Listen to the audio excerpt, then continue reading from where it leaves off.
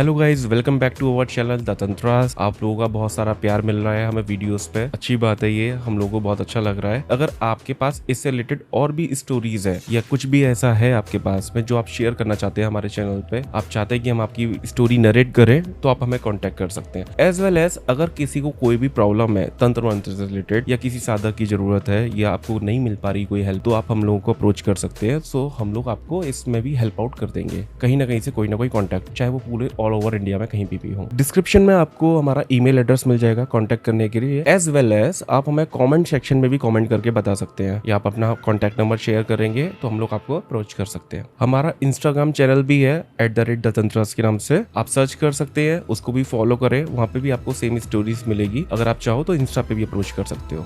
ये कहानी है दो परिवारों की जो कि आगरा उत्तर प्रदेश की है, जहाँ पर दो फैमिलियां होती हैं। तो उनके बीच में कैसे ब्रह्म राक्षस आया और कैसे क्या हुआ वो सारा आपको मैं डिस्क्राइब करूंगा इस वीडियो में। रमेश और गोविंद दोनों ही मित्र होते हैं, दोनों बैंक में काम करते हैं, गवर्नमेंट जॉब होती है इनकी। रमेश की एक बेटी होती है, जब वो हुई बहुत अच्छा हुआ, उनके घर में बहुत वेलनेस होने लगी, उनका बिजनेस भी ग्रो होने लगा, उनका जॉब भी चल रहा था, उनकी वाइफ बिजनेस करती थी, सब कुछ अच्छा चल रहा था। मतलब एकदम जब वो हुई लड़की तो बहुत वेलनेस हुई उनके घर में, इंस्टेंटली ग्रो। तो वो लोग बोलते हैं ये हमारे लिए साक्षात लक्ष्मी है, हमारी बेटी हमारे लिए बहुत भाग्यशाली है। हमारे जीवन में सारे दुख जब से ये आई है तब से सब खत्म हो गए हैं। इसलिए उन्होंने उनका नाम लक्ष्मी रखा अपनी बेटी का। और लक्ष्मी बड़ी होती है, धीरे धीरे लक्ष्मी होती आती है 15 साल की। जब लक्ष्मी 15 साल की हो जाती है तो लक्ष्मी को अचानक से थोड़ी सी इश्यूज होने लगते हैं। इश्यूज कैसे कि उसको अगर घर से बाहर निकाला तो वो फेंट हो जाती है, कमरे से बाहर आते ही वो अपना फेंट हो जाती है। उसको ये प्रॉब्लम होने लगी। और उस दौरान अगर उसके कमरे में कोई भी मर्द जाए, चाहे उसके भाई हो चाहे उसके पिता हो, तो भी उनको तकलीफ होने लग जाती है। केवल उसके कमरे में उसकी माता ही जा पाती थी, उसके अलावा और कोई नहीं जा पाता था। उन लोगों को शुरुआत में समझ नहीं आया। उन लोगों ने डॉक्टर को दिखाया कि पता नहीं क्यों बार बार ये फेंट हो रही है, बट उसका क्या था कि कमरे में रहेगी तो वो बिल्कुल ठीक रहेगी, जैसे ही कमरे से बाहर आएगी वो फेंट हो जाती थी। इस वजह से उसकी पढ़ाई स्टॉप हुई। पढ़ाई स्टॉप होने के बाद कुछ भी नहीं कर पा रही थी, वो सिर्फ एक 4 दीवारी में कैद हो गई थी, एक रूम में। वो उससे बाहर कुछ नहीं निकल सकती थी। जैसी बाहर निकलती थी उसको तकलीफ चालू हो जाती थी। सिर्फ उसकी माँ ही उसकी टेक केयर कर सकती थी और कोई उसको छू भी नहीं पाता था। अगर यदि पिता या भाई उस कमरे में आते थे तो उसको एकदम घबराहट होने लगती थी, उसका बीपी एकदम लो हो जाता था और ये चीज़ समझ नहीं पा रहे थे। फिर माँ ने उसकी नोटिस किया कि ये ऐसा क्यों हो रहा है। अभी तक तो अच्छी थी, मतलब जब वो टाइम स्पेंड करती थी अपनी बेटी के साथ में तब तक वो अच्छी रहती थी, कोई इश्यू नहीं होता था। जैसे उसके कमरे में पिता आए तो दिक्कत, भाई आए तो दिक्कत, उनके कोई रिश्तेदार उसको देखने आए कि क्या दिक्कत हो गई है तो दिक्कत, अगर कोई मेल है तो दिक्कत होने लगती थी। वैसे कोई इश्यूज नहीं था। फिर उन लोगों का इस तरफ दिमाग किया कि नहीं, कुछ ना कुछ तो इश्यूज है। लक्ष्मी की मौसी उन्होंने बताया कि एक व्यक्ति को आप दिखा लो, ये क्या आपके घर में कोई दिक्कत तो नहीं है कहीं, कि ऐसा क्यों हो रहा है कि कमरे में है तब तक वो बिल्कुल नॉर्मल है, उसको शरीर में कहीं कोई परेशानी नहीं है और कमरे से बाहर निकालते ही फेंट हो रही है, बेहोश हो रही है, या इसको इस तरीके की कमरे में कोई और आता है तब इसको दिक्कत होती है, यहाँ जरूर कुछ ऐसा है। तो उन्होंने अपनी बहन को बोला तू मेरी बात मान, तू किसी को दिखा। पर क्या था, लक्ष्मी की माँ इन सब में बिलीव नहीं करती थी। वो कहती कि आप बहन जी कैसी बातें करती हो, आप ये सब चीजें कुछ होता है क्या, ऐसा कुछ नहीं होता, आप ये बेकार की बातें मत करो, मेरी बच्ची पता नहीं क्या है, डॉक्टर पता नहीं कर पा रहे, मेरे को भगवान पे भरोसा है, वो सही हो जाएगी, ये कुछ समय की बात है, चलो हमने इतना अच्छा वक्त देखा है और मेरी बच्ची को कुछ नहीं हो सकता है, मेरी बच्ची तो साक्षात लक्ष्मी माँ का अवतार है, जो मेरे घर में आई तो मेरी सारी परेशानियां दूर हो गई। आज वो परेशानी में तो मैं इन सब चीजों का दिमाग थोड़ा ना लगाऊंगी कि ऐसा वैसा, और मेरे को इन सब चीजों पे विश्वास नहीं है। पर लक्ष्मी की मौसी खुश नहीं हुई इस बात से। उन्होंने अच्छा ही सोचा, उसकी माँ नहीं समझ रही है तो चल मैं मदद कर देती हूँ कोई ना कोई। पहली बार उनके घर में एक साधक को लाया गया। जैसे ही साधक को लाया गया, वो यहाँ तक कि देख तक नहीं पाया, अचानक से साधक की तबीयत खराब होने लगी। साधक को एकदम घबराहट होने लगी, उसका बीपी लो होने लगा, उसको परेशानी होने लगी। वो तुरंत ही उस कमरे से बाहर आ गया और वो कमरे से बाहर आने के बाद उनको बोल गया मैं आपकी मदद नहीं कर सकता, मुझे जाने दो, नहीं तो मैं अपनी प्राण भी नहीं बचा पाऊंगा, मैं अपनी जिंदगी भी खतरे में आ जाएगी। वो चला गया। अब ऐसी स्थिति जब घर में उत्पन्न हुई ना तो घर वालों को भी डर लगा कि ये क्या हुआ, ऐसा क्या हो गया कि ये एकदम से बंदा भागा। तब घर वाले थोड़ा सा और घबराए। फिर उसकी माँ को भी लगा कहीं ऐसा सच में तो नहीं है, कहीं मेरी बेटी को ऐसा कुछ ऐसी दिक्कत है जिसको मैं नजरअंदाज कर रही हूँ। फिर घर वालों ने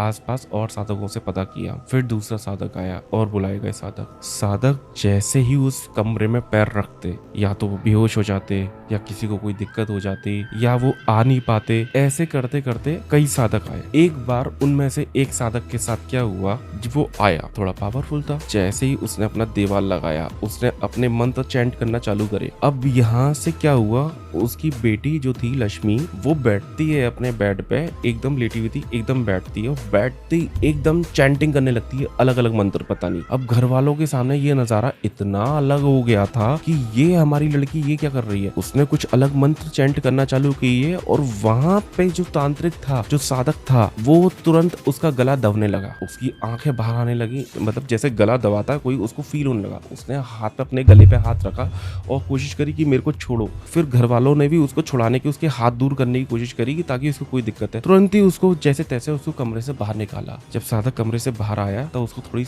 रिलैक्स मिला, उसको पानी वानी पिलाया तो उसने बोला कि मैंने इतनी स्ट्रॉन्ग ईविल को कभी फेस ही नहीं किया जिंदगी में। इतना खतरनाक कोई कैसे हो सकता है, मुझे समझ में नहीं आ रहा। या तो कोई इसका कोई कनेक्शन है इस ईविल का, इससे बहुत ही गहरा संबंध है जो कि दिक्कत दे रहा है, नहीं तो मुझे समझ में नहीं आ रहा ऐसा कौन है जो इतना प्रचंडता, इतनी पावरफुल दिखाए, वो भी किसी एक के लिए। ये मेरे बस से बाहर है, मैं इसमें आपकी मदद नहीं कर सकता। तो वो चला गया, पर उसने जाते जाते ये बोला कि जरूर कुछ ऐसा है जो मेरे बस से बाहर है। उसने इसको इतना तगड़े तरीके से पोजेस कर रखा है इसकी बॉडी को, जो मेरे बस से बाहर है। मैं आपकी कोई मदद नहीं कर सकता। घर वालों ने उनसे पूछा। अब ये समा थोड़ा सा अलग हो गया, उनके घर का माहौल इतना गर्मा गर्मी में हो गया कि भाई उनको भी टेंशन आ गई कि ऐसा क्या, ये अचानक से क्या देख लिया। पर उन लोगों ने बोला आप कोई और व्यक्ति बताएं जो कि हमारी मदद कर सके। तो उसने बोला कोई भी आपकी इस बारे में मदद भी नहीं कर सकता। घर वाले और परेशान हो गए। फिर दोबारा सब लोग लग गए कोई नया तांत्रिक ढूंढने में कि भाई ढूंढो कोई, देखो कोई ऐसा व्यक्ति, ऐसे कैसे चलेगा, हमारी बच्ची पे इतना बड़ा खतरा और हमें पता भी नहीं है, कल को कोई बात हो गई तो क्या होगा। ऐसे करते करते उस घर में अब तक 47 तांत्रिक आ चुके थे और 47 में से एक भी व्यक्ति ऐसा नहीं था जो उसको सही कर पाए या ये पता भी लगा पाए कि क्या दिक्कत है। जब आसपास लोगों को पता चलने लगा कि इस व्यक्ति पे, इस बच्ची पे कोई ना कोई दिक्कत है, बहुत ऊपरी चक्कर है, बहुत स्ट्रांग है और ये बातें छुपाई नहीं छुप, तो वहां पे घर के आस पड़ोसी ने कोई एक व्यक्ति ऐसा बताया कि आप इसके पास जाके देखो। उसके पिताजी वो गए उस व्यक्ति के पास में कि ऐसा ऐसा है, आप मेरी बच्ची को देख लो, ऐसी ऐसी दिक्कत है। फिर उन्होंने विस्तार से पूरी कहानी बताई कि कैसे कैसे कोई भी दिक्कत नहीं थी, हमारे लिए इतनी भाग्यशाली थी, सब कुछ अच्छा चल रहा था। अचानक से जैसे ये 15 साल की हुई है तब से इस पे इस तरीके की दिक्कत हो रही है और ऐसे करते करते 4 महीने बीत चुके हैं और अभी तक मेरे को कोई भी सोल्यूशन नहीं मिल पा रहा है। मैं बहुत परेशान हूँ, आप चले मेरी मदद करें। उसने बोला ठीक है मैं आऊंगा, पर अपनी मर्जी से आऊंगा, आपके बोलने पे नहीं आऊंगा। वो बहुत विनती करने के बाद वो आए, गए उनके घर के पास से निकले। घर के पास से निकल के उन्होंने दूर से ही रह के देखा, उस अपने कुछ मन चैंट करे, फिर वो चले गए। वहां से करीब जो घर था उससे 500 मीटर दूर वो उन्होंने एक अपना आसन लगाया, वहां बैठक लगाई और वहीं पे उन्होंने अपना हवन करना चालू कर दिया। उन्होंने बोला कि मैं पूजा जब तक करूंगा, जब तक मेरी पूजा पूर्ण नहीं होगी, कोई भी मुझे डिस्टर्ब नहीं करेगा किसी भी तरीके से। उनको एकांत जगह दी गई कि उन्होंने बोला कि मेरे को एक ऐसी जगह चाहिए कि जहाँ कोई आए जाए ना, मेरे को डिस्टर्ब ना करे और घर से आपके 500 मीटर दूर के अंदर होनी चाहिए और दक्षिण की दिशा की तरफ होनी चाहिए। अब उसका जो घर था ना पीछे की तरफ, वो ऐसा था कि बैकग्राउंड में थोड़ा सा आगे की साइड में तो कुछ घर रहते थे, पीछे की साइड में मतलब न्यू डेवलप था, मतलब थोड़ा सा रफ कह लो एरिया, जंगल टाइप सा कह लो कि मतलब वहां पे कोई आता जाता नहीं था। वहीं से उन्होंने दक्षिण की दिशा की तरफ 500 मीटर दूर अपना एक देवाल लगाया। बोला कि मेरे को कोई डिस्टर्ब नहीं करेगा, यहाँ पे मेरे को 4 बंदे चाहिए जिनका काम होगा कि मेरी पूजा में कोई विघ्न डाले ना, कोई आए ना रोके ना टोके। वो हवन 26 घंटे तक चला। जब वो 26 घंटे हुए, वहां पे जो लक्ष्मी थी उसको दिक्कत होने लगी। दिक्कत होते होते उसे क्या हुआ, मतलब उस पे कोई स्पिरिट आ गई, पूरा उसने कंट्रोल कर लिया था। वो झूमते झूमते उस पॉइंट तक पहुंच गई वहां पे जहाँ पे उनका दीवार लगा था 500 मीटर। घर वालों को समझ में नहीं आया कि एकदम बाहर कैसे निकल के जा रही है। घर वाले भी साथ साथ चलते चले गए और ये सारी चीजें हुई। वो सीधे वहां पे जाके जो दीवार लगा था था वहां पे बैठ गई। साधक ने उसके ऊपर से कुछ उतारा करा पर वो ना असर रहा। बस लास्ट में साधक वो इतनी कोशिश कर पाया कि उसने बोला कि मैं आपके लिए ये कर सकता हूँ कि ये एक ताविज दे रहा हूँ आपको, इस ताविज को इससे बंधवा दो, ये ताविज कभी भी नहीं उतरना चाहिए इसके ऊपर से, और अगर जब तक ये ताविज बना रहेगा तब तक ये कमरे से बाहर भी जा सकती है, कहीं भी जा सकती है, आ सकती है, इसको कोई दिक्कत नहीं होगी। पर विशेष तौर पे मैं आपको ये बोलूंगा कि इस लड़की के पास कोई भी इसका प्रेम संबंध या भविष्य में शादी मत करवाना, अगर शादी कराओगे तो आपको दिक्कत हो सकती है। इतना वो बोल के चला गया और लड़की भी ठीक हो गई। इतना उन्होंने उस साधक ने किया। इतना करने से ही उनको बहुत लाभ मिल गया। अब धीरे धीरे चीजें नॉर्मल होने लगी। जो लक्ष्मी थी अपनी स्टडीज चालू कर दिया उसने। स्टडीज के बाद अपना ग्रेजुएशन अपना कंप्लीट करने लगी।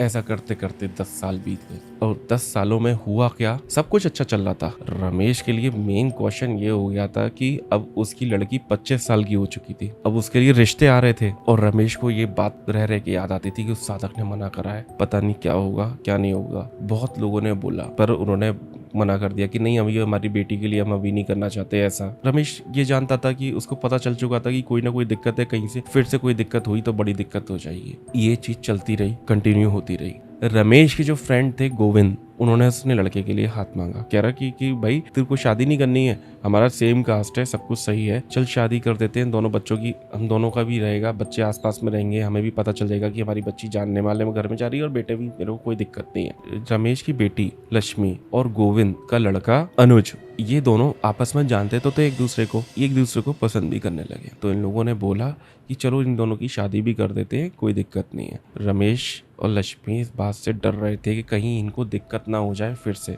मुझे ऐसी जिससे इनको फिर से परेशानियों का सामना करना पड़े, कहीं इसको दिक्कत हो या मुझे दिक्कत हो। तो रमेश ने मना करा कि नहीं, मैं शादी नहीं कर सकता। बहुत जोर देने पे गोविंद ने बोला कि देख, मेरा बेटा भी उसको पसंद करता है तो कोई दिक्कत नहीं है, तेरी बच्ची को मैं अपनी बच्ची बना के रखूँगा, क्या दिक्कत है, परेशान मत हो, तू बता, तू बोल, तू बस हाँ कर, बाकी सब मेरे पे छोड़ दे, टेंशन मत ले। पर रमेश डर रहा था, उसका परिवार डर रहा था कि नहीं कोई ऐसी दिक्कत ना हो जाए। फिर उसने क्या किया, रमेश ने बताया कि मेरी बेटी के साथ में ऐसी ऐसी दिक्कत है, वो कोई शक्ति थी, वो ऐसा बोल के गई कि इसकी कभी शादी मत करना, अगर शादी करी तो दिक्कत हो सकती है आपको, या तो मैं इसको मार दूंगा या जिससे शादी होगी उसको मार दूंगा, और मैं इतना बड़ा जोखिम नहीं उठा सकता, भले ही मेरी बेटी पूरी जिंदगी भर कुंवारी रह जाए। ये बात अनुज को भी पता चलती है। अनुज इन सब चीज़ों को नहीं मान पा रहा था, नहीं एक्सेप्ट कर पा रहा था, क्योंकि वो लक्ष्मी को पसंद करता था। वो चाह रहा था कि कैसे भी करके ऐसे क्या चीज़ होगी कि जो मेरे को, ये सब चीज़ें मेरे को मेरे प्यार से दूर रखेंगी। आई डोंट ट्रस्ट दैम, मैं इन सब चीज़ों को नहीं मानता, लेट इट बी करा। उसने वो लक्ष्मी को कन्विंस करना चालू करा, पर लक्ष्मी कन्विंस नहीं हो रही थी।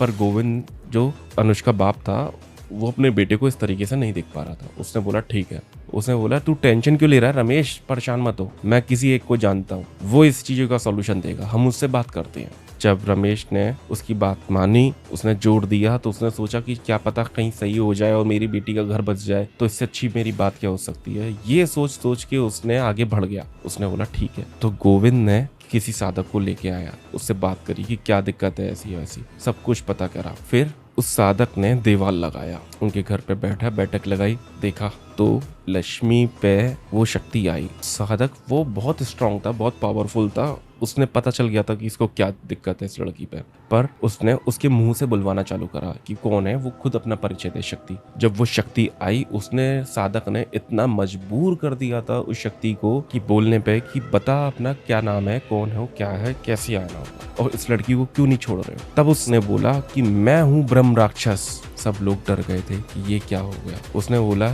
कि ये मेरी पहले पत्नी थी और मैं अपनी पत्नी को अपने से अलग नहीं रख सकता, मैं इसकी शादी किसी और से कभी नहीं होने दूंगा। यदि किसी ने बीच में आने की कोशिश करी तो उसको अपनी जान से हाथ धोना पड़ेगा, इसलिए मुझे मेरे हाल पे छोड़ दो और ये लक्ष्मी को मेरे हाल पे छोड़ दो, आपको कोई दिक्कत नहीं होगी, मैं वचन देता हूँ। पर अगर आप लोगों ने कोशिश करी तो आपको इसका खामियाजा भुगतना पड़ेगा। यहाँ पर उस साधक ने क्या किया, उसको मजबूर कर दिया, अपनी शक्तियां लगाई लक्ष्मी से हटाने के लिए। जब लक्ष्मी पे से हटाने के लिए कोशिश करी तो उस उसको मजबूरन ब्रह्म राक्षस को वचन देना पड़ा। तो उसने बोला ठीक है, मैं इस लक्ष्मी से दूर हो जाऊंगा, पर जो भी मेरा इस वियोग का कारण बना है उसको 6 महीने के अंदर अपना परिणाम भुगतना पड़ेगा। अब उस लड़की की शादी होने वाली थी, शादी फिक्स हो गई। ब्रह्म राक्षस को इस तरीके से कह के विदा कर देता साधक ने, पर साधक ने उनको ये बोला कि शादी मत करना, नहीं तो आपको कोई ना कोई दिक्कत जरूर होगी। उसने जो बोला है वो जरूर करेगा। हम इतना ही कर पाए कि उस लड़की से पूर्णता से उसको दूर कर पाए, पर हम ये नहीं कर पाए हैं कि उस लड़की को बिल्कुल ही फ्री छोड़ दिया जाए कि वो कहीं और शादी कर ले। ऐसा नहीं हो सकता, मैं क्या कोई भी नहीं कर सकता। पर अनुज